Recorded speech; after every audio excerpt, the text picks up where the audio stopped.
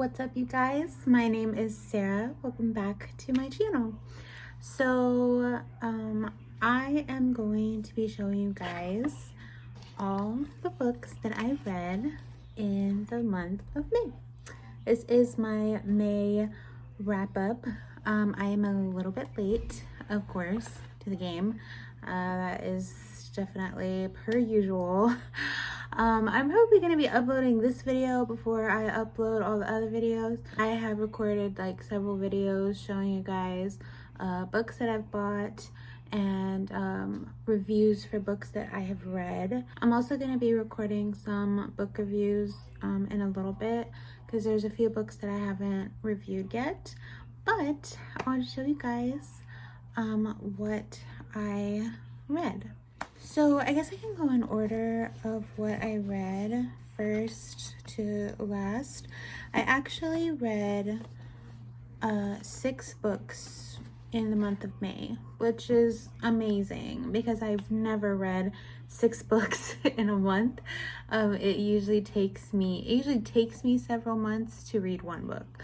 So not because I read that slow. I think that sounded bad. I don't read that slow. It's just a lot of books, like even if I really liked them, they kind of like don't capture my interest that well. So I'll just kind of like, I don't know, like I'll just read a little bit here and there every couple weeks if I feel like it. Oh yeah, I forgot, like let me get back to that book. Like I never really take it that serious when I would be reading, but in the month of May, I was like really into reading for the first time. So I read kind of a lot. 2 of them actually did an audiobook. For one of them, I actually don't have the physical copy of it. It's just the audiobook version, but I'm going to be ordering it off of Amazon. That way I have the physical copy of it, but I did listen to it as an audiobook, but I think that still counts, right? But yeah, so the first book that I've read is It's a Date Again by Geneva Rose. I think it's kind of interesting because she's actually like a thriller writer originally, and this is like her first time doing like a romance, kind of like Hallmark almost movie. She even says in the very beginning of the book, let me find it. For my thriller readers, heads up, there's no murder in this book. I tried adding one in, but apparently it's not typical for the genre. So be prepared to swoon instead, because I'll make your heart race one way or another. So I actually really liked this book. I thought it was really good. It's definitely, I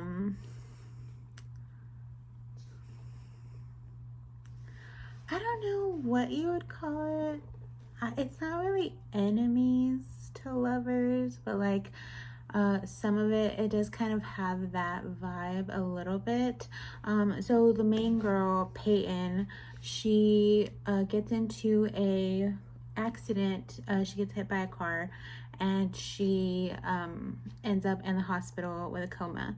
And when she wakes up, she doesn't know anybody. She doesn't know herself. She doesn't know anything. She's suffering from amnesia, but 3 guys come in and they say that they're all her boyfriend. So she finds out that on the day that she got into her accident, that she was actually going to go and tell someone that she loved them, because she finally figured out who she loves. And so she's trying to figure out who she was going to that night. And I will say, when you read it, the plot is kind of obvious. You kind of already know who she most likely was gonna go and tell that she loved them, but of course it's gonna take some time to get to that point. But I definitely, being like a romance movie watcher, a romance book lover, a Hallmark movie lover, you know who Endgame is. Like, you know it from the very beginning. You know it whenever the scene is described in the second chapter, or at least I knew, I was like, I'm pretty sure I know who she's gonna go and tell, who she was trying to go and tell. But it's interesting to see her having to basically redate these three guys. I really enjoyed it.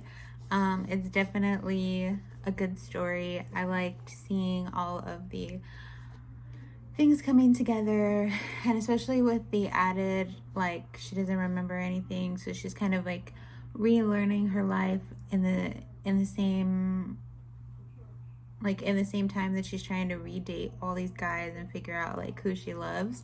She's also trying to remember things about herself and about her life and everything. And I just really, really enjoyed this book. It's a very, very sweet story, and I love the guy that she was actually in love with. I love him so much. I just think he's like he's amazing.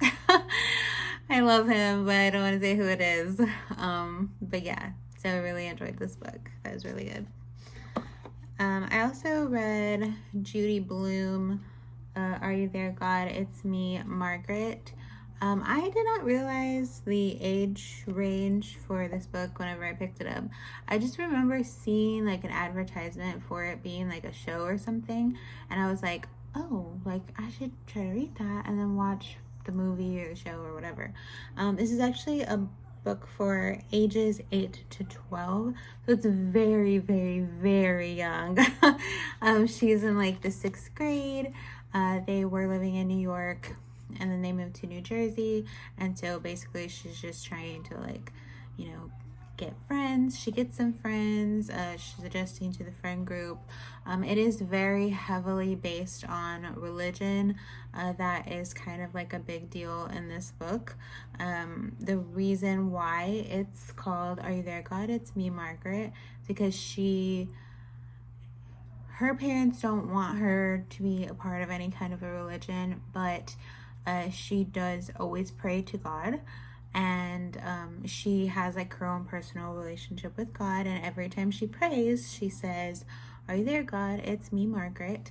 And you know, she's kind of just growing up. There's like a little bit of a love connection, I guess, more of a crush. It's more of a crush that happens in this book. It's nothing crazy at all, but it's good. It's a good book.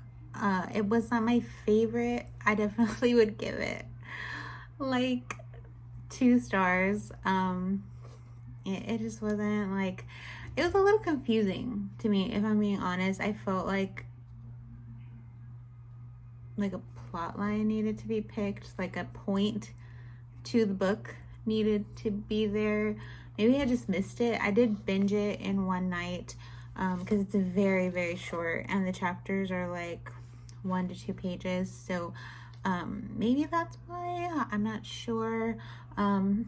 But yeah, I mean, it was okay. It wasn't anything that I could see myself rereading. But it was fine. Oh, the It's a Date Again book, definitely 5 stars for me. For me, 5 stars. Okay. Now some people are gonna be like, that's not a 5-star book, but it was to me. This book has changed my life. These characters will forever be a part of my life. And I actually was like very sad, like upset that I finished living in this world of these characters, and they will forever be with me forever. And it is If He Had Been With Me. Oh my gosh, this is such a good book, you guys. Like, this, like, 5 stars doesn't even describe how I feel about this book. Like, 6 stars, like, out of the park. 10,000 stars. Like, I love this book, and I've recommended it to so many people because I keep raving about it. And I'm like, oh my gosh, it's amazing, amazing, amazing. I love this book. I love this book. And so I have like several people that have been like, oh, I want to read it. I'm going to read it. I'm going to read it.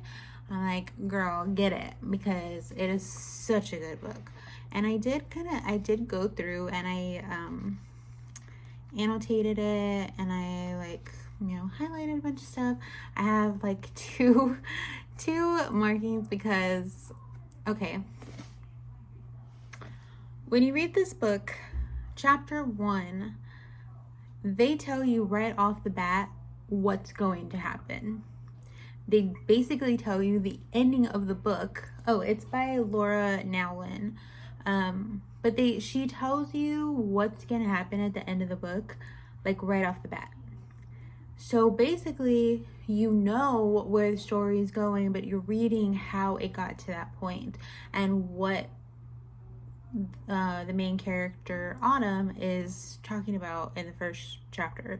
I will say that it's young adult, I believe. So the chapters are not long at all. Like this one is like 1 or 2 pages. It's nothing crazy. It does have 89 chapters. And you guys, my heart was broken when I was on the 89th chapter and the next part said acknowledgements. I was like, no. But I was so glad I had already bought part 2, because I don't know what I would have done. I don't know what I would have done if I couldn't just jump back into this world. I would have been so upset. But these 2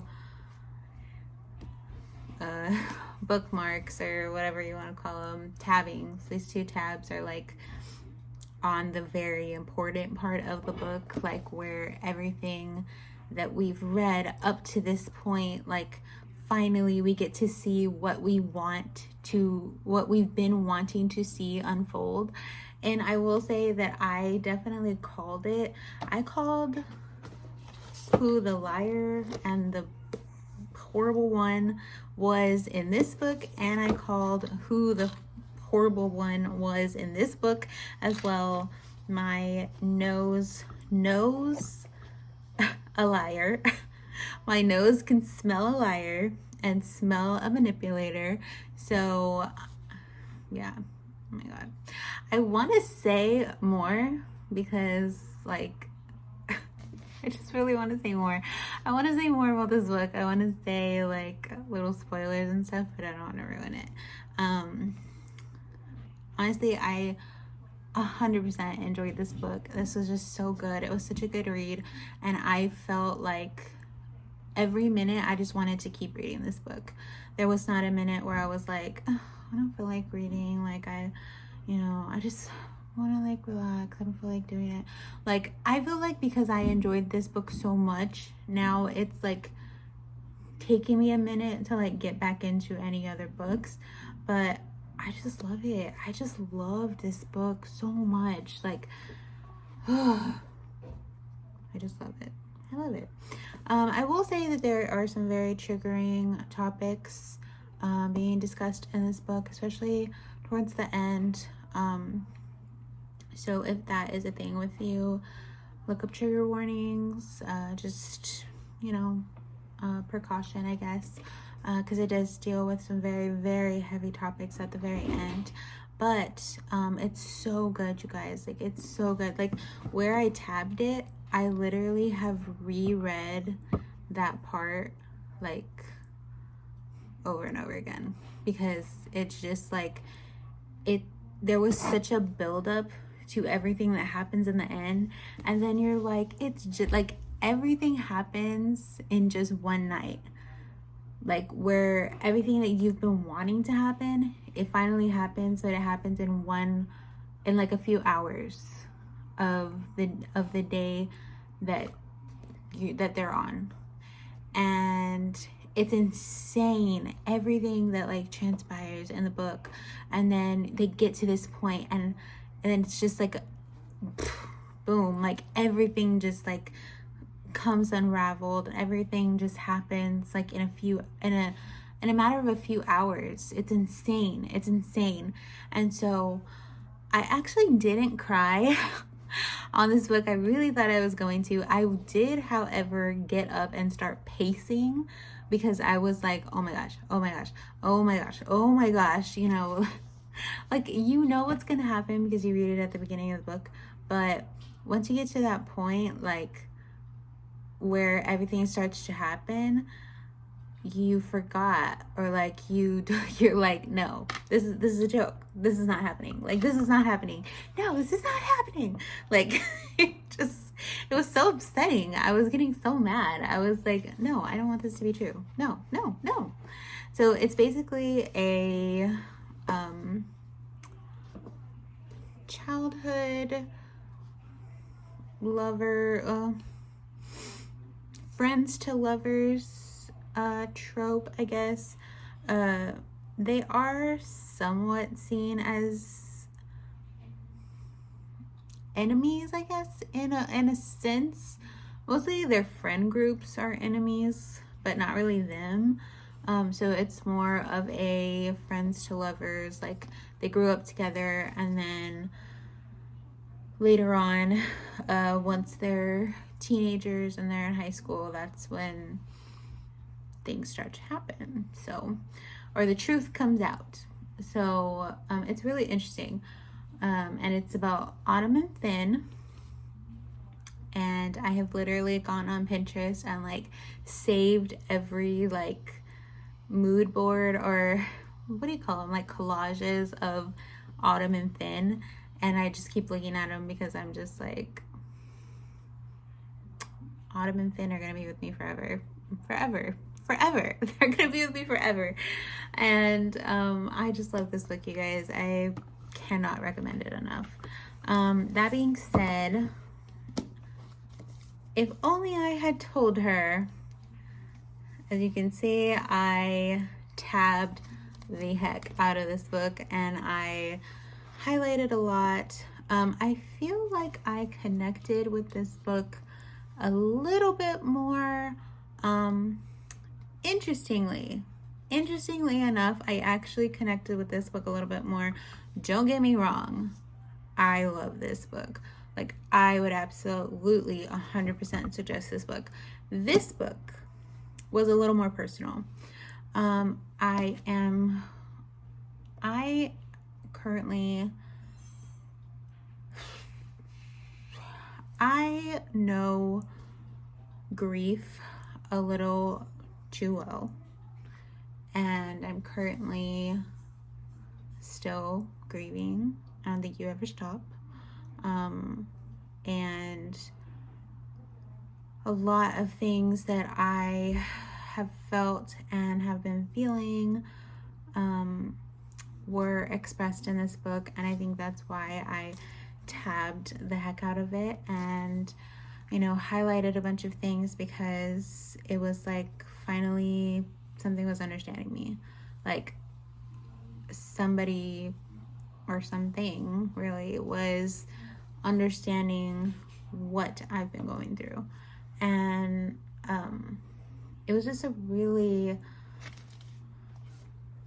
I don't know, it was comforting in a lot of ways to read this and see the process of everybody that, well, not everybody, you don't get to see everybody's process, but kind of. There's a lot of things that you get to see that whenever you are in the midst of grief, like, you just understand. And it's almost nice to see that, like, somebody was able to capture that in a book. So I really, really loved this. I will say that this one, in the beginning, in part 1 of this book, in the first perspective, because it's from 3 different perspectives are in this book. This one is just one. This is just Autumn's perspective, and then there's 3 different perspectives in this one. It's Finn's best friend Jack, and Autumn. So you get the 3 different perspectives, and I will say that Finn's perspective of everything, that it's like a little bit of a retelling of the end of this book. I don't know if that's a spoiler. You guys, I don't know what is a spoiler and what isn't. These books are not new by any means, so like, I don't know. Plus, I don't like care about spoilers. Like, somebody could spoil a book and I still will sit there and read it and be like shocked about everything. So I don't know. I'm sorry if I ruin anything about the book, but I will say that Finn's perspective of everything that transpires is a little more spicy. There is slight spice in this book. I'd say like 1 or 2 little chili peppers. It's mostly just, it's like some description of something happening in like the middle of the book, and then at the very end there's a little more description, but the description is a little more discreet in this book, and this one is like full on, like in one or few parts, like body parts are named. So do with that what you will. Do with that what you will. But yeah, I really loved it. I actually thought I wasn't gonna enjoy it as much because I kept hearing that it was not very good. Like, people that liked the first book did not like this book. I actually cried on this book. I cried more in Jack's perspective of everything, because, like I said, him just going through grief, like I connected to everything that he was saying and everything that he was feeling, and I feel like because I'm going through that, that's why I connected with this book more. If you're just reading it and you have not gone through grief, or you're not currently going through grief, you probably won't cry, but I definitely did, and there was a lot of really, really good points in this book. I don't know, the way that things are worded about the grief is just like, man, like they get it, they understand, you know. So absolutely 10,000 stars. Like literally 5 stars does not even like slightly describe how I feel about these books. Like, these are some of my new favorite books. Anyways, okay, so I also have Better Than the Movies by Lynn Painter. Oh my gosh, you guys, I love this book. I love this book. I feel like I connected so much with the main girl, which is Liz. Liz Buxbaum. I'm like a little confused about how to say her last name, but I love it. Wes is such a cutie. We love him. I love that this book is like her being obsessed basically with love movies or romance movies, but it's also about grief. Like, she's dealing with a loss and focusing on the books that are focusing on the movies that were played a big part in her relationship with this specific person that has passed, is like what kind of drives her in everything that she does. And this is like an enemies to lovers trope, and I ate it up. I ate it up. I love this book. I honestly, like, I don't know. I love this book. And you know what the funny thing is I waited so long to get this book, or like to start this book. I should have started it a long time ago. I don't even know why. Like, it was one of the options that I was gonna get whenever I was getting these books, and I was like, nah, like, you know, it seems kind of corny or like cheesy or whatever. I actually listened to this audibly. I listened to it on YouTube, and that's actually how I read the book. And now I'm going back and like tabbing and annotating, because there was like a lot of stuff that I enjoyed this book. I enjoyed this book so much, you guys. Like, I'm willing to like re-listen to it and reread it. Like, that's how much I enjoyed this book. Like, just the same with these. Like, I would absolutely sit there and reread them. Like, I would reread this book.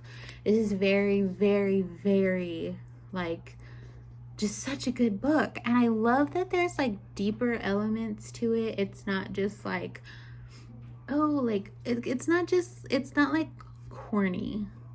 You know, it's not corny enemies to lovers, which by the front cover you would think that it's probably like really young and like kind of corny or whatever, but it's not. It's actually really good.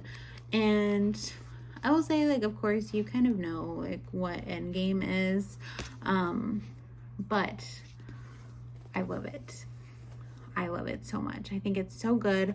I love the relationship between Liz and Wes and how you see it progress, and like just everything that he does. And then you see like, okay, this is the funny part, right?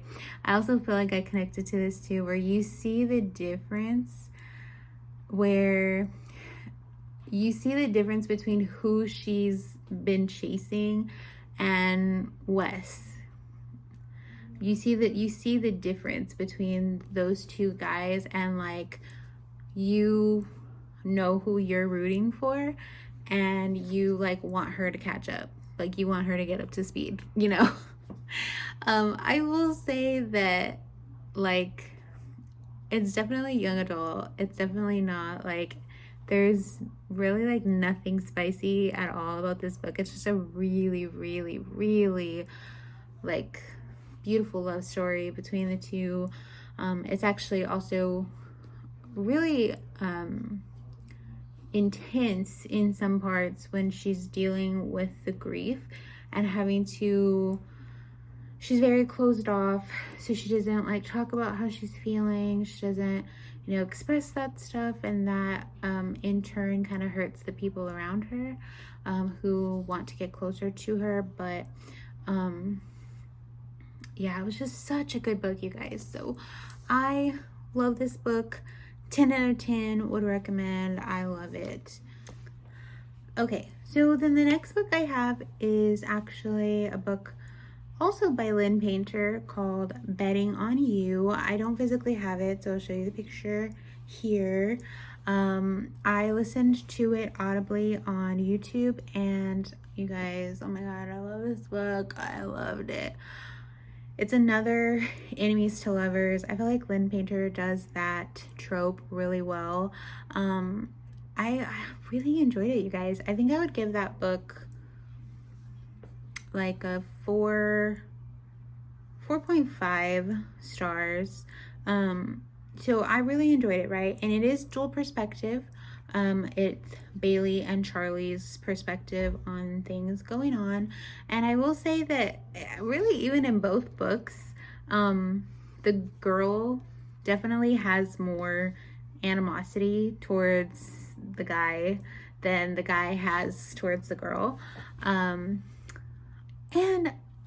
Okay, so what's kind of like keeping me from giving it 5 stars is that I would have loved to hear more of Charlie's perspective. Like, Bailey has like several chapters where it's just her talking, but Charlie doesn't give very many. And I kind of didn't enjoy that part, because I really, really, really liked hearing Charlie's perspective on things. I don't know, I just really enjoyed it, and I felt like I was understanding more of everything that was going on when I was hearing his perspective, as opposed to like always hearing her perspective and just how she sees the things that he's doing. And then when you hear his perspective, like, you understand where his mindset is. So like, I wanted more of that, and she didn't give Charlie very many chapters to kind of express himself, but it was a really good book, you guys. I really enjoyed it. The topics that are discussed in the book are not as heavy. There is like a little bit of a spicy scene. It's honestly, it's nothing crazy. It's really not even like, I would say it's like mild. It's not even spicy. So it's nothing crazy. But it was really, really good. And I absolutely enjoyed it. So one thing I will say is that it did get a little on my nerves when so I know it's supposed to be enemies to lovers, but like Bailey was so like she was so mad for no reason. Like there was nothing that she really needed to be that mad about towards him. You know, like he was not like that mean or like that obnoxious. Like she was just very, very uptight, and like I get that's why they were kind of enemies at the beginning, but like literally every time she would like try to, I guess this is a spoiler, every time she would like start to catch some kind of feelings, she would be like, but this is Charlie. I can't, not with Charlie. You know, like, girl, calm down. Like, it's not that serious. You know, like, I mean, I don't know. I just thought like it was overdoing it. Like, by the time that they were already kind of becoming friends, she was still like, but this is Charlie. I can't feel this way. You know, like, I was just like, stop it. Like, you're overdoing it. Like, Liz does that in Better Than the Movies, but like it's like amped up by 10 in Betting on You. So that part was a little annoying. I'm sorry. That part was a little frustrating for me, but I don't know. I still thought it was good. I still would give it 4 out of 5 stars. I really enjoyed what brought them together because, again, I personally related with what was going on. I went through that stuff when I was younger. It's about like, you know, the mom and the dad divorced, having to get used to your parents dating and then bringing somebody new into your life, and you don't want that because you still haven't like fully, you know, dealt with the divorce and everything. And so that part was really like, you know, I could understand that part. And so it was easy for me to like kind of relate to it, you know. I really liked that. But yeah, those were the books that I read for the month of May, and I'm still working on I'm ordering Betting on You on Amazon so that I can get it soon, hopefully. And I'll have like the actual copy. I don't think I'm gonna like go back and like annotate it or anything, but I might like reread it just to see if the audiobook is any different from the actual book, like if they leave out any like little descriptions or anything. I don't think they did, but I kind of just want to like actually like physically read both. Like anytime I listen to the audiobook, I want to like physically like read it too. So we'll see what happens. But yeah, and that's gonna be it for me, you guys. I'm gonna also be telling you what I'm gonna be trying to read for the month of June. I am like in a slight slump, but I think because I just enjoyed these books so much that I'm just like, now I have an attitude about every book. Now I'm like, but are you gonna be as good as those books? You know. And I've kind of been going through some stuff mentally that has been like really draining and made me not really want to read very much, but I'm trying to get past that and everything. But yeah, you guys, I really, really would recommend these books plus Betting on You. I would absolutely recommend. I think that they're so good.